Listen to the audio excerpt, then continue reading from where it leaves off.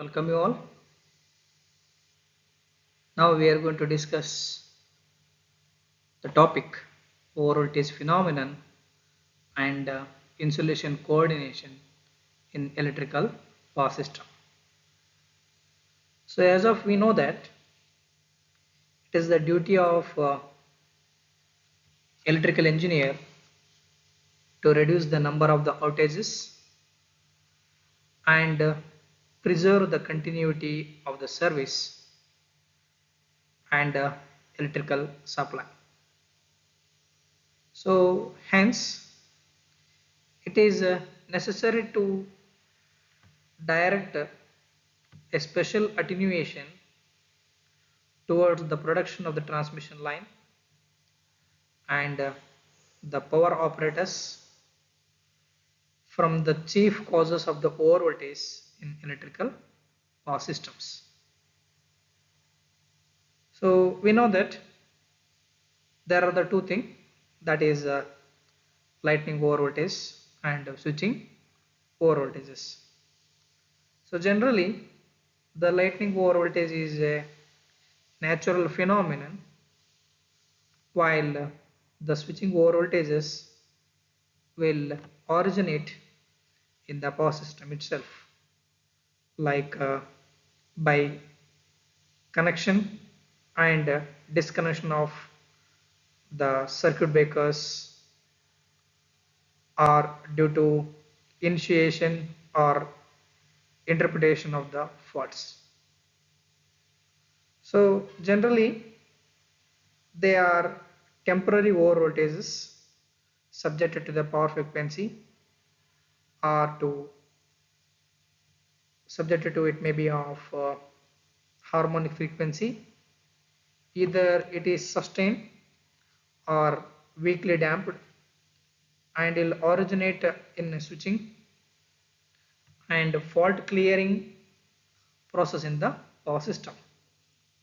So although these switching and power frequency voltages don't have any a common origin, so hence they may occur together, and the combined effective, that's nothing but the combined effect is also important in the designing of the insulation. So probably the lightning and the switching over voltages of coinciding together is very small and can be neglected. So this magnitude of these lightning over voltages appearing on transmission line is does not depending upon the line design, and hence these lightning performance will tend to improve with increasing the insulation level. That is, you can call it as it is with a system voltage. In other side, switching over voltages are directly proportional to the operating voltage. Hence, there is a system operating voltage at which these emphasis changes from a lightning to a switching surge. This is very important when there is the voltage of greater than or of 500 kV and above. So whereas in the case of 300 kV to 765 kV, so these both switching over voltages and lightning over voltages has to be taken into consideration. So while for the ultraviolet high voltages, like we have a 700 kV, so these switching surges may be of chief condition for the purpose of the design consideration. So for this purpose, we are going to discuss and we are going to acquire some basic knowledge of how actually there is a origin of the switching surge phenomenon, and how it is going to propagate in the transmission line. So these are all the things we are going to discuss in this chapter. The next topic is that is natural causes for poor voltages and the lightning phenomena. So as of we know that, so this is a lightning phenomenon. It is the peak discharge. So in which there is an accumulation of the charge in the cloud, and it is going to discharge into the neighboring cloud, or it may be between cloud to the cloud or cloud to the ground. So these electrodes of separation, so that is cloud to cloud or the cloud to ground, is a very large. So sometimes these may be around 10 kilometer or even more than that. So this mechanism, that's nothing but the charge formation in the clouds and their discharge. It is a quite complicated and it is uncertain process. So although we have to acquire the lot of the information which we what we got from since around 50 to 60 years of the survey what they have done, and based on that several theories have been put forth for explaining these phenomenon, and we are going to tablet and we are going to discuss some of the process and the theories which is prescribed in the topics.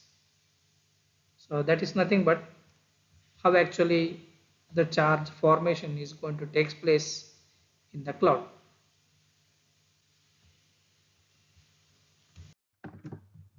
Now, next concept is charge formation in the clouds. So there are the different factors which is going to decide the formation or accumulation of the charge in the cloud, and these are the too many uncertainties. So the thing is that while during the thunderstorms there is a positive and the negative charges which is going to separated by these heavy currents. These are heavy currents is nothing but because of the sunlight which is falling on the element. So resulting in there is an evaporation process, and these are lesser in weight. So these molecules which are moving from a ground to the a cloud, because we know that after subjected to some distances, again there is a temperature is going to reduce. So resulting in there is a formation of these. That's nothing but we can call it as a recombination uh, of hydrogen and oxygen molecule, resulting in there is a formation of H2O. But the thing is, because this is subjected to a very high altitude, so there's a formation of the crystal. So before that formation of the crystal, so these are the things which is moving from a ground to the cloud. We can call it as a high.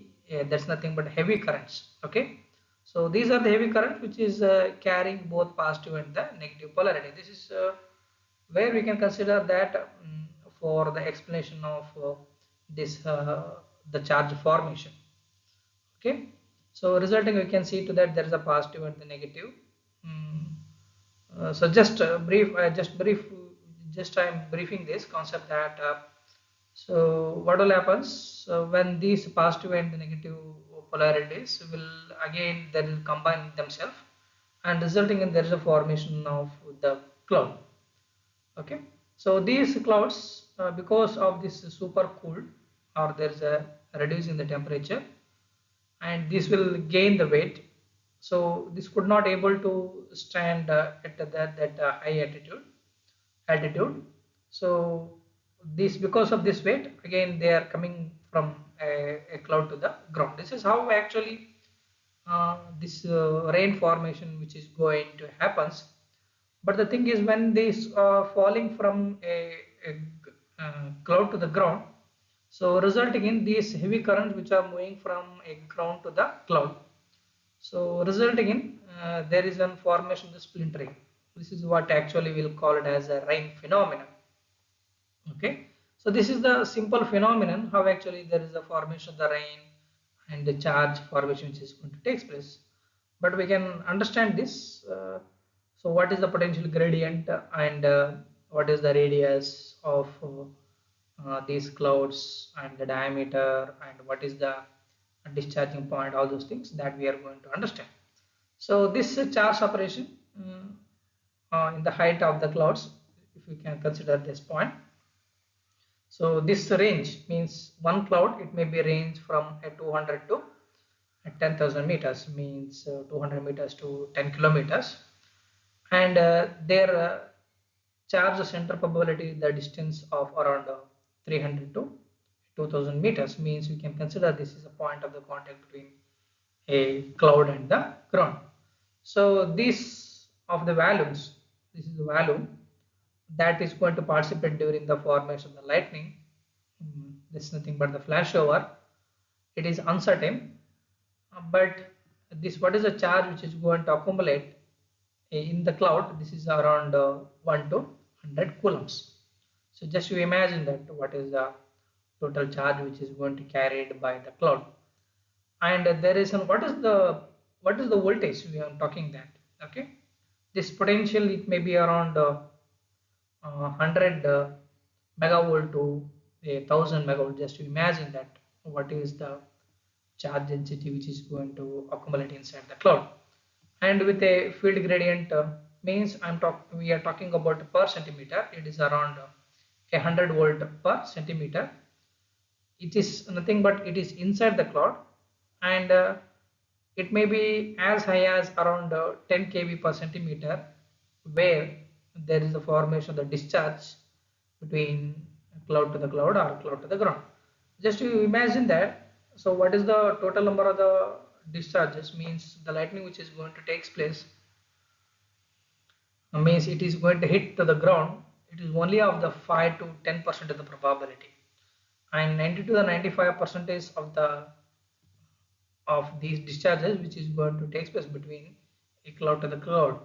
So just to imagine that if it is discharged to the ground, so what is the hazards which you're going to face for our um, daily life and for the power system. So that's why the engineer is plays an important role for deciding these factors. Then coming to that, this is the what is the energy which is going to associated. It is around 250 kilowatt hour. So this is inside means a single cloud which is going to have around 250 kilowatt of the energy, and there is a maximum gradient which is going to reach at the ground level. Due to that the charge cloud, it may be as high as 3000 volt per centimeter. This is subjected to a fair condition, uh, will have around 1 volt per centimeter.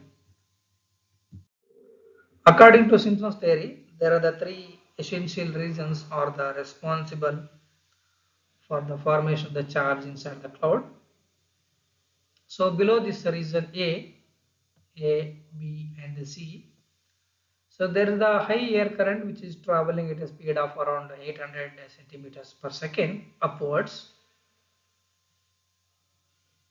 and there is no raindrop will fall through this area. So at this region A, because of this high air velocity, which are capable to break the falling raindrops, will resulting in the formation of the positive polarity, means a positive charge spray inside the cloud and negative spray in the rain which is falling.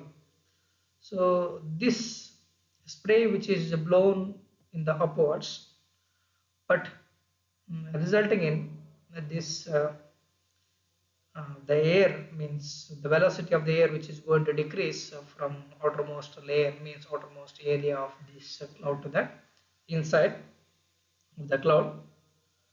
So these water droplets, means positive rain, again will combine with negative raindrops, and resulting in there is a recombination, and hence resulting in there is an increasing in the area, means increasing in the weight of these water droplets, again will fall down. So eventually at this region A, which is predominantly a positive polarity, and above which are considering it is a B, which is having a negative polarity, which is carried by the high air currents.